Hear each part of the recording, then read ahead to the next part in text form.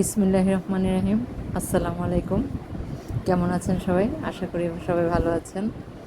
তো ঈদের কয়েকদিন তো বেশ জমিয়ে খাওয়া দাওয়া খেলাম। এখন মাংস তো সবার ঘরে এখনও আছে, তো মাংস আছে, আমার ঘরেও আছে। তো আজকে মাংসটা বাসার মানে আমার ভাই ওরা খাবে, কিন্তু ভর্তাটা বানাইতেছে আমাদের বড়দের জন্য আর কি। ভর্তা বানাবো, এটা হচ্ছে আপনার টাকি মাছের ভর্তা। সবাই সবাই অবশ্যই খেয়েছেন ভর্তাটা, টাকি মাছের ভর্তা। এটার জন্য আমি পেঁয়াজটা আর রসুনটা টেলে নিছি। তো হালকা তেলের মধ্যে পেঁয়াজ আর রসুনটা ভাজা একটু, মানে ওরকম ভাজা ভাজা করবো না, যাতে কাঁচা গন্ধটা চলে যায়, সেটার জন্য একটু ভাজতেছি। আর টাকি মাছটা হলো আপনার এটা দেশি টাকি মাছ। এটা হচ্ছে আমার ভাইয়ের শ্বশুরবাড়ি থেকে দিছিল, তো অনেকগুলি মাছ দিছিল, তো ওগুলি খাওয়ার পরে তো অল্প কয়েকটা রয়েছে, তো ভাবলাম যে এগুলো দিয়ে ভর্তা বানিয়ে ফেলি। এই যে মাছটা সিদ্ধ করে আমি মাছটাকে কাটা ছাড়িয়ে নিচ্ছি। টাকি মাছে কিন্তু ছোট ছোট কাটা থাকে, সাবধান, ভালোভাবে বাছবেন আপনারা। তো কাঁটাটা ছাড়িয়ে এখন ওই তেলের মধ্যে পেঁয়াজটা নামিয়ে ওই তেলের মধ্যে আমি মাছটাকে ভাজতেছি, হালকা টালা দিতেছি আর কি, যে মাছে তো এমনিও তো একটু মানে গন্ধ থাকে, ওইটা যেন না থাকে, এর জন্য আর কি টেলে নিচ্ছি। তো এটাও করলাম। এখন আমি ডিম ভর্তা করব। এর জন্য আমি তিনটা ডিম সিদ্ধ করছি, ডিম ভর্তা করব। এই জন্য এই যে টাকি মাছের জন্য সব রেডি আমার। এই শুকনো মরিচ দিয়ে করব ভর্তাটা। তো মাছও টালা শেষ, আমার পেঁয়াজও টালা শেষ। ভর্তাটা কিন্তু মানে অনেক টেস্ট হয়েছে, অনেক, বলার মতো না। ভর্তা তো মজাই লাগে, তাই না? মাছ মাংস খাওয়ার পরে দেখবেন ভর্তাটা খেতে মানে অমৃতের মতো লাগে।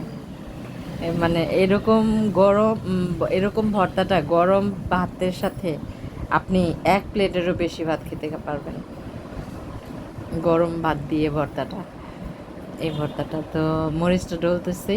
মরিচটা হয়েছে কি, দেরি হচ্ছে, সবার ক্ষুধা লেগে গেছে।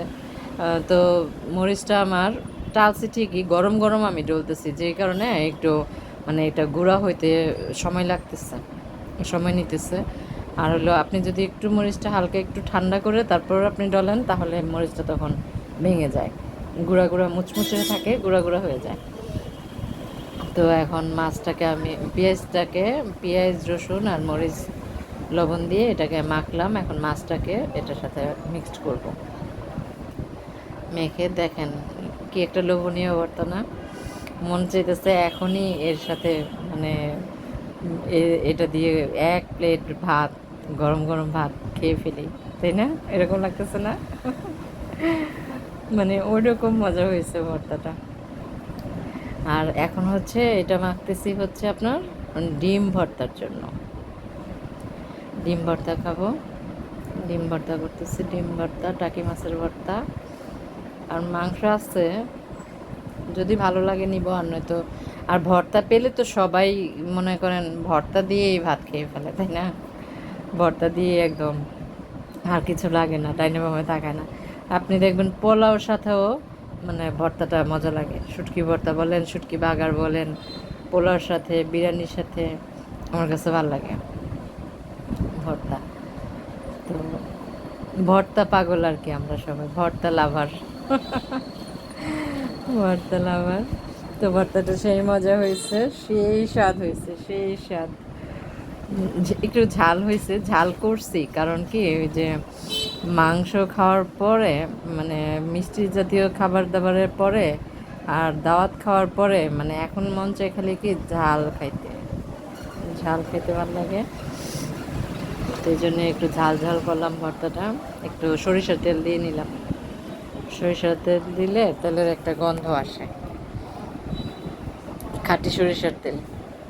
এই তেলটা মানা হয়েছে আরেক জায়গা থেকে, খাঁটি একদম ঘানি ভাঙা তেল। এই তেলের ভর্তা তো আসলে মজা, সত্যিকার অর্থে খুবই মজা। এটা হচ্ছে দেখেন আমার মেয়ে আম দিয়ে দুধ দিয়ে ভাত খাবে, তো এর জন্য নিচ্ছে, আম নিচ্ছে একটা, আর এটা হচ্ছে চিনি নিচ্ছে, আর এটা আপনার দুধ, এটা হচ্ছে ডিপ্লোমা দুধ। এই দুধ দিয়ে আমরা সব সময় সেমাই বলেন, চা বলেন, ভাত বলেন, যাই খাই এই ডিপ্লোমা দুধ দিয়েই খাই, কারণ ডিপ্লোমা দুধটা হয়েছে ফুল ক্রিম, ফুল ক্রিম, যে কারণে একটু মিষ্টি মিষ্টি লাগে, আর চাটাও টেস্ট লাগে, চা বানাইলে তো সেরকম ঘ্রাণ আসে। আর দুধ দিয়ে ভাত খেতে গেলে আপনি দুধটা একটু একটু বেশি বাড়ায় নিলে ওই রকম মজা লাগে।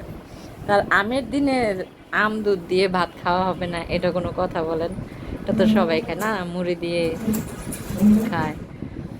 তো এখন সন্ধ্যার টাইম, চা খেয়ে তারপর একটু বের হলাম বাসা থেকে। তো ফাহিমদের দোকান দেখাইলাম শুরুতেই, ফাহিমরা এখনও আসে নাই দেশে থেকে, ওর আব্বু আসছে, ওর আব্বু দোকান খুলছে। তো এখন যাচ্ছি একটু বাইরে, একটু একটা দরকারে যেতেছি। দেখেন এখনও কোনো দোকানপাট ওইরকমভাবে খোলে নাই, ওইরকমভাবে এখনও কেউ দেশের বাড়ি থেকে আসে নাই, রাস্তাঘাট এখনও নীরব আছে। আসছে একদম যে আগের মতো হয়ে গেছে তা না, কিছু বাকি আছে, এখন আসে নাই। তো সামনে সবজির ভ্যান দেখেন, সবজি এখানে কত কিছু আছে, পটল, ঝিঙা, লেবু, বরবটি, বেগুন, ঢেঁড়স, কাঁচামরিচ। তো রাস্তায় বেরোলে কত কিছু দেখা যায় না, দেখেন রাস্তার কি নীরব। এখানে আম নিয়ে বসছে, এই আমগুলি মজা নাই, এই আমগুলি টক টক, এগুলি কিনা ঠকা আম।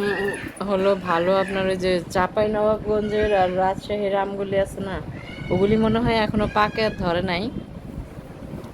তো আমাদের সব সময় ওইখান থেকে আম, ওইখানে আমাদের কাজিন থাকে, তো ওইখান থেকে আম আমাদের বললে ওরা ক্যারেট করে পাঠায় দেয়, ওইভাবে নিয়ে আসে। আমার ভাই বলে দেয়, বললে নিয়ে আসে। দেখেন এখনও দোকানপাট কিছুই খোলে নেই, অল্প সংখ্যক দোকান খুলছে। তো ফার্মেসিগুলি বেশিরভাগ খুলছে, ফার্মেসিগুলো সব বন্ধ, সব একদম বন্ধ। তো রাস্তা দিয়ে হাঁটতেছি, তো হাঁটতেছি, হাঁটতে ভালোই লাগতেছে, নিরিবিলি রাস্তা, তো নিরিবিলি রাস্তা দিয়ে হাঁটতে ভালোই লাগে। আর এই রাস্তা দিয়ে আর 2 দিন পর হাঁটা যাবে না, কারণ আপনার গাড়ি ঘোড়ার চলাচল এমন বাড়বে তখন। এখন তো ঈদের ছুটি, অনেকেই আসছে, অনেকেই আসে নাই, যে কারণে মানে আপনার রাস্তাঘাট একটু নীরব। তারপর নীরব কোত্থেকে দেখেন, গাড়িও তো অটো রিক্সা এগুলি তো কম না, অনেক, মানুষজন একটু কম। সামনের দিকে মানুষ আছে, সামনের দিকে মানুষ আছে। তো হাঁটতে ভালোই লাগতেছে। সন্ধ্যার পরে আমি আবার সন্ধ্যার পরেও হাঁটি, আবার অনেক সময় দেখা যায় যে রাত্রিবেলা খাবার দাবার পরেও, খাওয়ার পরে বের হই হাঁটার জন্য। তো তখন হাঁটতে ভালো লাগে, তখন মানুষজন কম থাকে, তো গাড়ি ঘোড়াও চলাচল কম থাকে, তো তখন হাঁটতে খুব ভালো লাগে। তো এখন তো যাচ্ছি একটা দরকারে, কাজও হইতেছে, হাঁটাও হচ্ছে, দেখি কাজটা হয় কি না। মানে একটা কাজে যাইতেছি, একটা দোকান খুঁজতেছি আসলে। এই যে পেয়ে গেছি দোকানটা, এই দোকানটাই খোলা, লাইব্রেরির দোকান। এখান থেকে কিছু খাতা নিব, কিছু খাতা নিব, এই জন্য আসছি। তো দেখেন সবাই, দোকানটা হচ্ছে আমাদের কাঁচা বাজার, কাঁচা বাজার, কাঁচা বাজারের সাথেই, একদম রাস্তার সাথেই দোকানটা। আপনাদের সাথে কথা বলতে বলতে বলতে বলতে এখন আমি আমাদের বাসার কাছে চলে আসছি। তো এখন বাসায় যাব, বাসায় যে রেস্ট করব, মানে অনেকখানি হাঁটলাম, তো হেঁটে আসলাম, তা হাঁটতে ভালোই লাগছে, খারাপ লাগে নাই। তো ভিডিওটি দেখে কেমন লাগলো সবাই আমাকে লাইক দিবেন, ভিডিওটি যদি ভালো লাগে আপনাদের কাছে লাইক দিবেন, আর কমেন্টের মাধ্যমে অবশ্যই জানাবেন ভিডিওটি কেমন লাগলো। আর আমার চ্যানেলটাকে সাবস্ক্রাইব করবেন, সাবস্ক্রাইব করে দিবেন। যাদের সামনেই পড়ে তারাই আমার চ্যানেলটাকে সাবস্ক্রাইব করে দিবেন। তো এই তো বাসার ভিতরে ঢুকতেছি। সবাই ভালো থাকবেন, সুস্থ থাকবেন, নিজেদের প্রতি খেয়াল রাখবেন, আর দোয়া করবেন আমাদের জন্য। আমিও দোয়া করি আপনাদের জন্য, সবার জন্য। তো সবাই সুস্থ থাকবেন। তো ভিডিওটি দেখবেন, ভালো লাগবে। তো ভিডিওটি আর লম্বা করতেছি না, আজকের মতো এই পর্যন্তই বিদায়। দেখা হবে নতুন কোনো ভিডিও নিয়ে আগামী কোনো এক ব্লগে। সে পর্যন্ত বিদায়। আল্লাহ হাফেজ, আসসালামু আলাইকুম।